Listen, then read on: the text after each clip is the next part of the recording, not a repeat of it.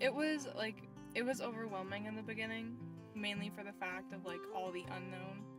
You don't really know the individual you're moving in with, you don't know your surroundings, you don't know like exactly the location of where you're going and things like that. So it can like weigh a lot on your mind. But at the same time, it's also comforting knowing that there's like people out there enough to care to take a random stranger in, like especially someone who's struggling. So, it's without judgment. I had a really good experience. The person who I was living with was really supportive, and they took me in as a part of their own family. They understood my boundaries, my limits. They respected my lifestyle. They respected what I wanted to do. They were like a grandparent. Try to trust the person who you're going with, because it can be hard to let your guard down, but like just understand that even though you might have had experience with people who can be horrible and make you feel like there's no one out there who does care, these people are here to give you like a second chance and show you that you are worth it and you deserve somewhere to call home, and it'll set you in the right direction for whatever you want to do in the future.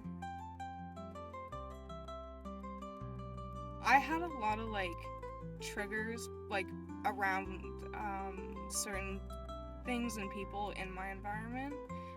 So I was just worried that the person who I was living with would find it like ridiculous or out of whack to respect my boundaries because they weren't their boundaries, but it was no problem. Like everything that I talked about to the individual who I was being supported by, they took into consideration and they made it like something that was their boundary as well, and like it was always respected. So when I moved in, the individual that I was living with, she was very kind, but she did have different beliefs than I did, religiously and things like that. But she taught me that you can get along with people who think differently than you, and it's not always necessarily a bad thing to open up to different experiences.